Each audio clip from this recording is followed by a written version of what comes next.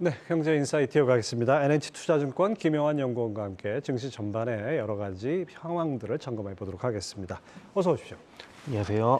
오늘 지금 2600선도 장중에 살짝 깨졌다 다시 또 올라오고 했는데요. 시장의 외국인 매도세, 이게 좀 힘이 좀 빠지는 듯한 인상입니다. 이게 왜 그렇습니까?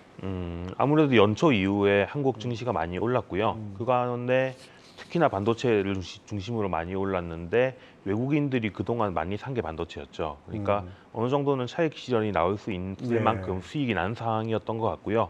또 한편으로 최근에 연준에서 FOMC에서 앞으로 추가적으로 한두 번 정도 금리를 더 올릴 수 있다는 좀 시사를 하면서 예.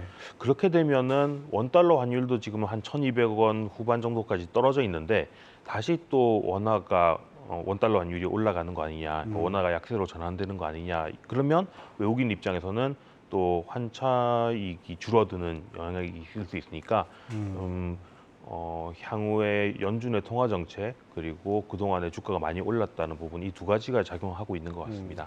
외국인의 움직임 보면은 진짜 딱 지내놓고 보면 빤히 보이는데 네. 정작 이렇게 매수세에서 매도세로 전환하는 그 타이밍을 정확히 잡기 좀 어려운 것 같아요. 지금 말씀하신 대로 환율은 올라갈 가능성, 원달러 환율은 올라갈 가능성이 높고, 그다음에 외국인들이 뭐 상당히 좀 차익을 내는 그런 상황이니까 이 두 가지가 겹쳐서 매도세가 이어졌다.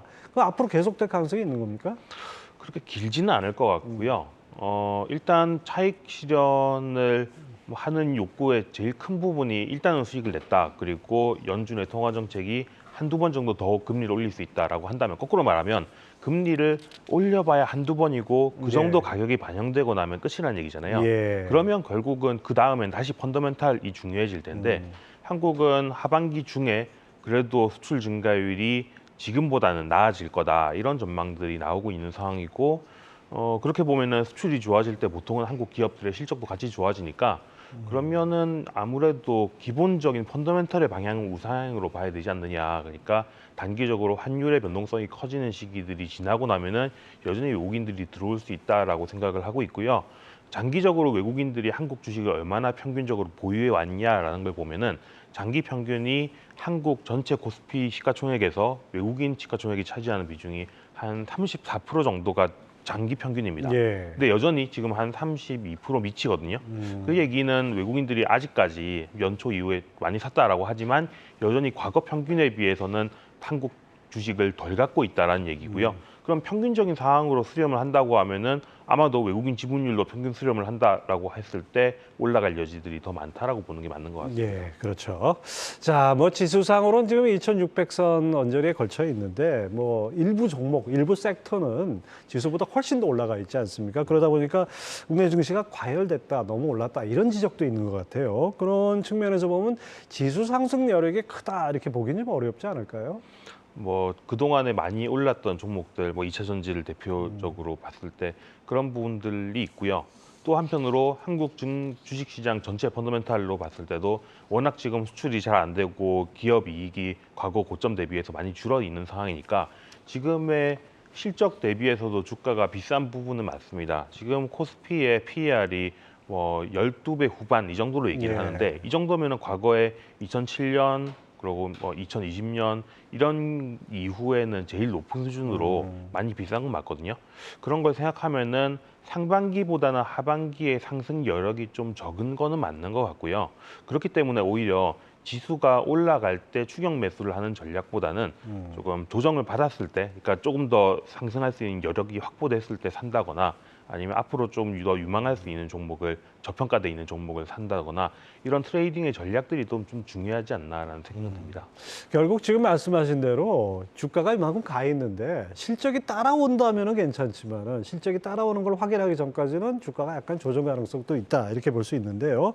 그럼 결국 이제 7월부터 시작하는 2분기 실적 시즌을 주목해야 될 텐데 어떤 것들을 좀 유심히 봐야 될까요? 일단 지금 두 가지 측면에서 봤을 때 하나는 지금 당장 실적이 계속 좋게 나오고 있고 이 계계에서 유지 가능할 거라고 생각되는 분야들이 있고요. 또 한편으로 지금은 실적이 안 좋은데 향후에 좀 더 길게 봤을 때 올해 하반기나 내년까지 봤을 때 좋아질 분야들이 있겠죠. 그러면 이 두 가지를 같이 볼 필요가 있는데 일단 당장 2분기 중에 실적이 좋아질 거라고 기대하는 분야는 주로 어디 쪽이냐면은 중국의 리오프닝 관련 쪽입니다. 지금 중국의 리오프닝이 조금 지연되고 있다라고는 하지만 여전히 아무래도 뭐 아직 리오프닝이 다 진행된 상황이 아니기 때문에 그 여력이 남아 있다라는 부분이고요. 또 다른 한편으로는 작년부터 꾸준히 정부들이 집중적으로 투자를 하고 있는 분야들, 뭐 신재생이라던가 예. 2차 전지라던가 이런 분야들이 있겠죠. 그래서 그런 쪽들은 지금 당장의 실적 가시성 차원에서 볼 필요가 있고, 그리고 아직은 안 좋지만 먼 미래로 봤을 때 좋아질 분야들이라고 우리가 대표적으로 생각하는 거는 반도체 같은 경우가 예. 지금 2분기까지는 실적이 안 좋겠지만 그 뒤를 바라봤을 때는 볼 필요가 있겠다, 이런 것들이 있겠죠. 자, 뭐 기존에 이제 매출이나 이익 뭐 견조한 기업들을 선호하는 거야. 뭐 언제나 뭐 마찬가지일 것 같은데요. 예를 들면 어떤 기업들이 지금 경기 상황에서 그 견조한 매출 이익을 기록할 수 있다 이렇게 보십니까? 뭐 업종 차원에서 최근에 이익 전망이 상향되고 있는 업종, 그리고 매출 전망이 상향되고 있는 업종들을 보면은 뭐 상사 자본재, 화장품 의류, 그리고 보험, 뭐 유통 이런 분야들이 많이 있고요. 그런 것들을 생각해 보면은 뭐 유통이라던가 화장품 의류 같은 거는 중국의 소비가 개선되는 부분들이 반영하고 있는 부분이고, 뭐 상사 자본재 같은 경우에는 뭐 방산이나 우주항공이나 아니면은 뭐 방금도 뉴스로 나왔지만은 뭐 원자력 발전이나 예. 이런 쪽들과 관련되는 분야들이죠. 그래서 이 두 가지 축은 일단은 주목을 할 필요가 있다라고 생각을 하고 있습니다. 그 아까 중국 리오프닝 잠깐 언급하셨는데 사실 오늘은 이제 중국 관련주가 상당히 좋은데 뭐 미중 간의 어떤 이제 약간의 화해 무드 같은 거 이런 기대인데 그동안에 이제 한중 관계가 좀 악화되면서 상당히 좀 안 좋지 않았습니까? 예. 당초 리오프닝에 대한 어떤 효과 기대도 예상에 못 미치고 이런 부분은 그 우리가 너무 기대가 그동안 커서 그런 건지 아니면 실제 지금 아직 나아가는 단계에 있는 건지 어떻게 봐야 됩니까? 두 가지가 다인 것 같은데요.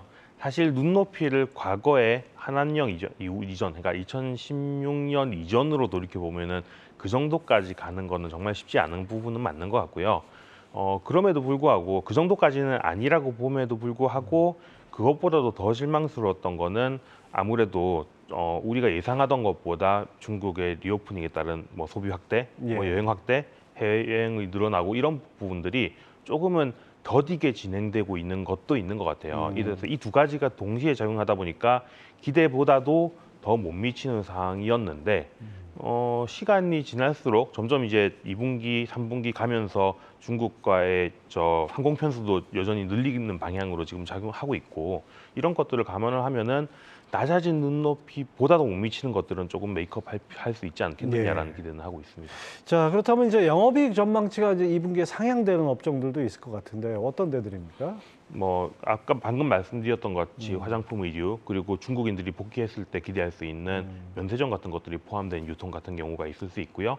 그 외에는 이제 상사자본재 같은 경우에 들어있는 것들이 주로 방산업체들, 예. 아니면은 뭐 우주항공 관련된 분야들, 그리고 뭐 원전 같은 부분들, 이런 것들이 포함이 되는데 이쪽 분야는 조금 더 이 턴어라운드보다도 더 길게 볼 필요가 있는 것 같습니다. 사실 뭐 러시아 우크라이나 전쟁 이후에 유럽의 에너지 안보 뭐 이런 차원에서 원전을 다시 좀 만들어야겠다. 동유럽에서는 이런 얘기들도 나오고 있고, 그리고 뭐 또 서유럽 쪽에서도 LNG를 러시아에서 가져올 수 없다면은 이제 미국으로부터 가져오기 위해서 LNG 선을 많이 만들어야겠다. 뭐 그런 거가 관련되는 건 조선주 같은 거겠죠. 네.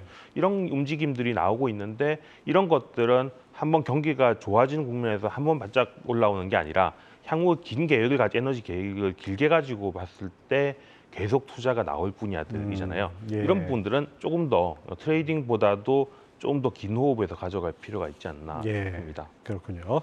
지금 뭐 매출이나 이 영업이익이 모두 이제 전망치가 상향되는 업종들이 공통되는 부분들이 좀 있는 것 같아요. 그 아무래도 이제 그 하반기 경기가 상반기보다는 좀 나아지지 않겠느냐 이런 기대가 깔려 있다고 봐야 되겠죠?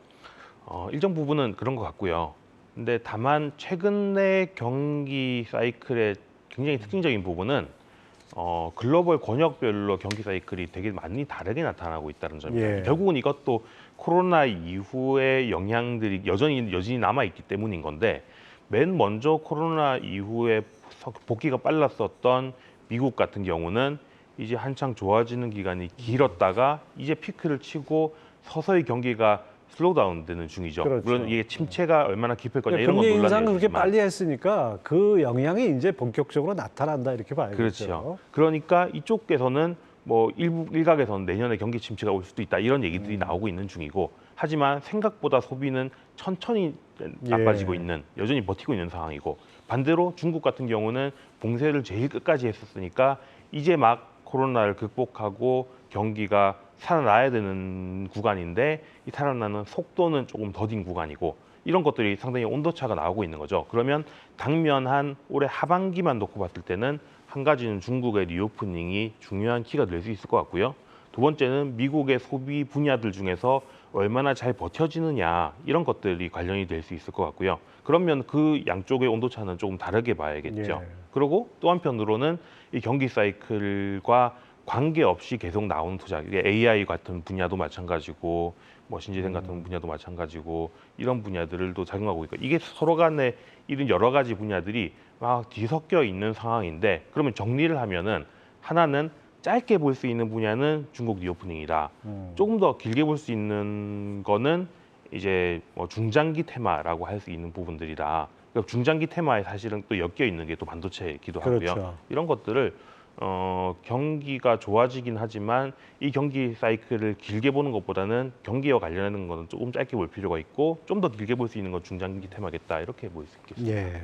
자, 그 올 상반기에 그 상당히 좀 증시에서 주목을 받았던 것이 AI 반도체 관련주 아니겠습니까? 근데 지금 반도체 관련주는 2분기 성적이 더 안 좋을 수도 있다. 이런 분석이 그동안 예. 전망이 나왔었잖아요. 그럼 현재 상황에서 물론 이제 이 부분도 감안했겠지만은 상승세가 좀 더 이어지긴 좀 어렵지 않은가 뭐 이런 얘기도 있어요. 반도체 같은 경우는 2분기는 실적은 분명히 더 안 좋을 거고요.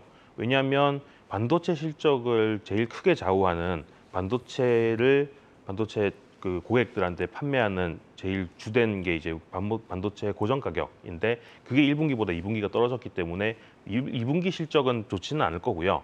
다만 반도체주의 특징이 향후 먼 미래의 가격 전망을 선반영한다라는 측면이 있는데 네. 지금 이제 3분기부터는 2분기를 바닥으로 해서 가격 레벨이 조금 좋아질 거다. 거기에 따라 재고도 좀 줄어들 거다. 이런 전망들을 하고 있는 상황이어서 올해 하반기 내지는 내년까지를 바라봤을 때는 반도체 업황이 좋아질 거니 주가를 먼저 선반영하자라는 움직임들이 이미 나오고 있는 거라서 2분기 실적이 나쁘다는 것 자체가 아주 안 좋지는 않을 것 같아요. 다만 이 부분과 관련해서는 조금 더 긍정적인 힘이 세지려면은 이게 AI 테마가 조금 더 의미 있는 뭔가 결과물들을 자꾸 보여주는 과정들은 그렇죠. 필요하겠죠. 그게 아니면은 더뎌지긴 하겠죠. 그렇습니다. 아무튼 뭐 2분기는 진짜 지나간 시점이니까 앞으로가 중요하죠. 주식이라는 것이 항상 뭐 미래를 반영하는 거니까요.